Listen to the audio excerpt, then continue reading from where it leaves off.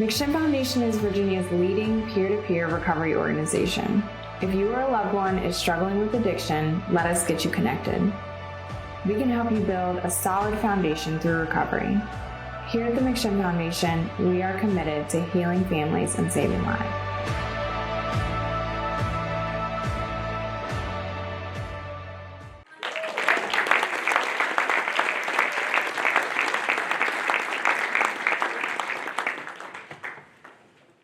It's really wonderful to be here with you all again. It was really a pleasure to be here last year, and our wonderful leaders have asked me to share the same message with you again. I'm really very excited about that, and for those of you who may have heard it last year, maybe there's something new in there, and for the rest of you, this is really from my heart. So here goes. Ready? You heard that I'm a family physician at the neighborhood health centers. And I think being a family physician, we commit ourselves to being on a learning journey every day of our lives, that every day we find something new that we don't know anything about. And how are we going to pull ourselves together and find the resources so that we can help the people with us heal? At neighborhood health centers, we've been on this amazing journey together, trying to figure out how to be a health center that our community needs and deserves, and how to be a place of healing and a place of change, kind of the sort of place that Jason was talking about. So I want to share with you the 4 sentences that guide me through this journey. Back in 2012, we were a brand new health center. We launched a project that we called the Lehigh Valley Super Utilizer Partnership. We took the sickest patients in the Lehigh Valley, people who were going from hospital to hospital and not getting well, and we tried to help them get their lives back. This was really messy work. We called it untangling spaghetti. We had to figure out what was going wrong in the systems that we're supposed to be caring and what was getting people stuck.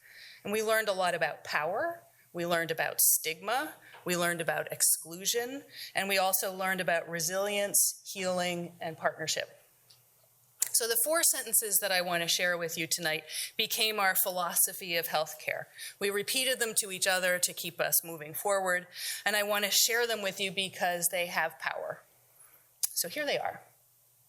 1, everyone has a story. 2, everyone has the capacity within themselves to heal. This one we borrowed a little bit from our osteopathic medicine people, but it's a really good sentence. Everyone has the capacity within themselves to heal. Healing happens in relationships, and relationships happen in community. All right, let me say those one more time. Everyone has a story. Everyone has the capacity within themselves to heal. Healing happens in relationships. Relationships happen in community. So let's dig in a little bit. Everyone has a story. I want to tell you about a man who has been a patient and a friend for over 8 years. I want to tell you about him because I've learned more from him about the heart of healthcare from anyone in 20 years of practice. He's taught me and he's taught our team at NHCLV. He teaches our family medicine residents and the medical students at Lehigh Valley Health Network. And at the same time, he's learned about himself, how he's limited himself, and how to mobilize his own power. So the first story I learned about this man, before I met him, was written in his medical records, and it's a shocking story. I'll take you back a few years, 8 or 9 years ago. He's in his early 30s. And for the last year, he's been in the hospital, in and out, more than 2 admissions every month, really over a year. His body suffered incredible damage from diabetes. His kidneys failed, we put him on dialysis. His eyes failed, we removed them. His circulation failed, we removed parts of both of his legs. His heart failed. We put stents in his arteries and we put him on a long, long list of medications. And this is what I read about him in his medical record before we meet. I also read other things in his medical record. I read that he's angry, that he's difficult, that he demands pain medication, that he didn't take care of himself, that he can be violent. This is the story the medical record tells. It's not his story. It's the story our medical system attaches to him, and it's a story of stigma and exclusion. It follows him every time he's admitted to the hospital, and it does him harm. So why are stories so important? Stories have power. Stories can heal, but they can harm too. Stories have power to tell us who we are and who we aren't. Good stories are how we humans learn about each other. It's how we communicate our values, how we humanize the unknown, and how we see the world. Hearing stories from other people can challenge our biases. It can challenge our assumptions. It can help us understand. It can take apart the stereotypes that we use to separate ourselves from people or from situations that scare us or make us feel powerless. Doctors and nurses, we need better stories because we feel powerless all the time. We have a lot of power, and sometimes we misuse it badly, as we learned from the things in this medical record. But the thing is, we always fall short, and that powerlessness haunts us. We can't cure death. We can't cure poverty. We can't cure pain. My friend, his suffering, his medical story puts us face to face with our powerlessness. So how do we make sense out of that? What kind of story helps us with those things? One answer, and this is not a good answer, one answer is distance, blame, and judgment. Maybe you felt that sometimes from healthcare systems. When we can blame our patients for their problems, we don't have to accept our own failing. We might feel better, or we might not feel anything at all. But we need to do better than that. We need a better story, and we need healing stories. My friend has his own story. I only know some of it. I hold dear the parts of his story that he's shared with me and the parts that we made together. I learned from his story who he is, really. He's a father. He's a son. His heart knows how to give even when it's difficult. He's stubborn. He makes mistakes. He's tough. He can change, and he is not his medical record. He is so much more than that. Everyone has a story. Everyone. And it's our responsibility as healers to hear it. So we're going to talk about my second sentence. Everyone has capacity within themselves to heal. I like to think of this as the democracy of healing, because hospitals don't own health. Doctors don't own it. Nurses don't own it. We can't give it to you. We can't take it away from you. Health is something we create, and the restoration of health, healing, wholeness, and recovery starts inside ourselves. So I do want to tell you a little story about healing. My friend came to see me one day, and the way I sometimes do, I asked him, tell me something good that happened since the last time I saw you. And he said, well, I found my dad. I'm in a stunned silence because I'd never heard him mention his dad, just about growing up in the system. Over the years, we talked about him being a dad, about trying to do better with his health so that he can go to his daughter's basketball games, about how talented she is and how proud he is of her, and how important it is to be there for her, but never about having a dad. He hadn't heard from his dad in over 10 years. But finally, he heard from his cousin who knew where his dad was, and my friend's first response was he wants to go see him. Sometimes I don't get it quite right. I had this mama bear thing come up inside me. I'm like, you what? I had trouble understanding how he had the generosity to be excited to reconnect with a dad he hadn't heard from in 10 years. But not my friend. He showed me what healing looks like. It looks like a man that so values and loves being a dad that he'll offer and restore that love whether his dad deserves it or not.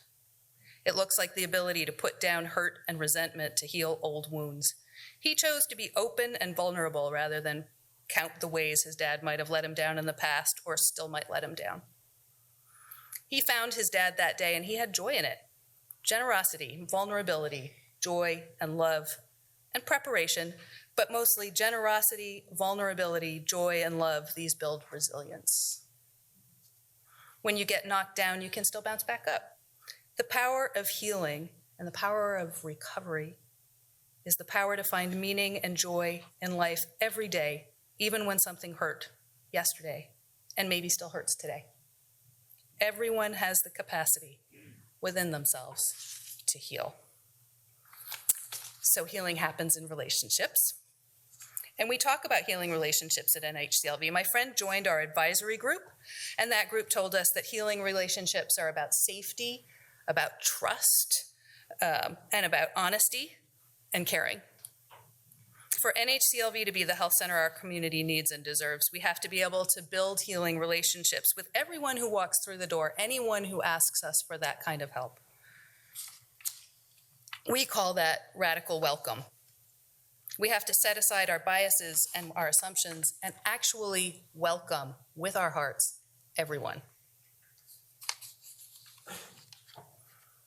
We have to push against the stigma, the racism, and recognize the best in each other.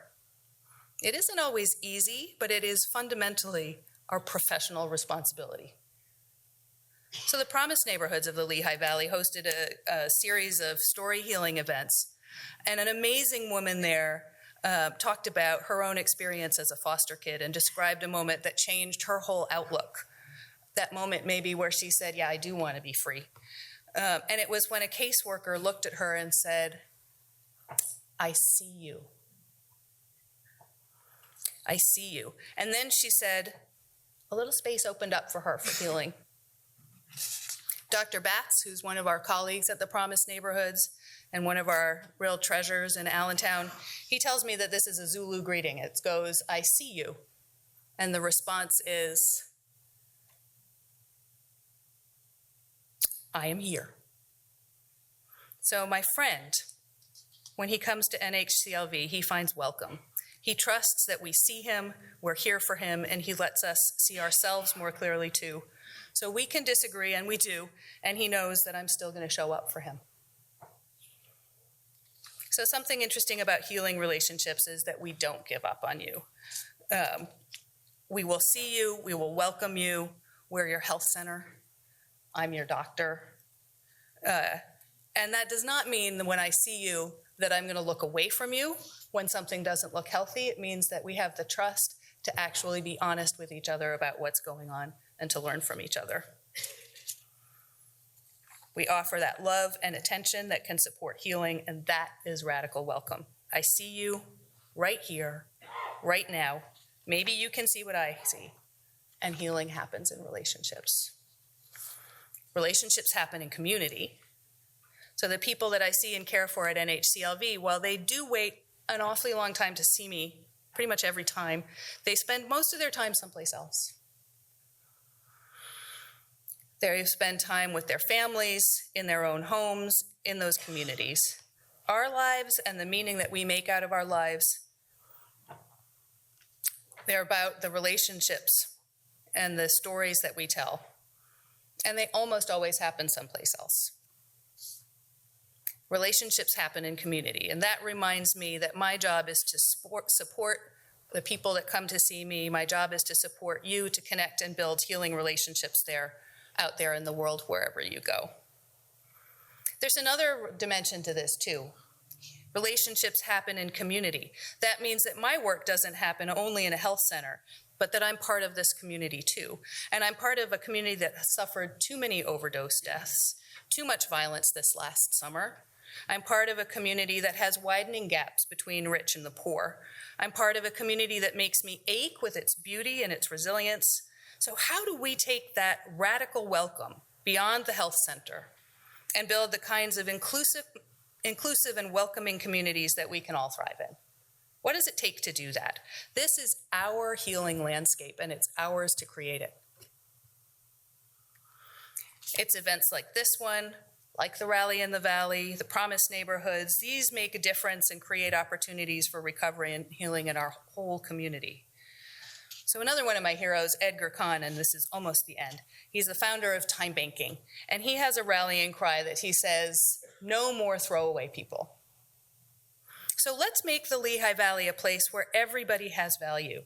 Everyone has a chance to contribute, where we heal together, help each other, and organize together so that there's no more exclusion, no more stigma. Let's make this a place where everyone can find respect, opportunity, and the confidence to dig into the process of healing and recovery. Let's make a place where we support each other in all our messiness, all our vulnerability, and all our mistakes so that we get stronger and more resilient and powerful together. Let's make that our story. Thanks.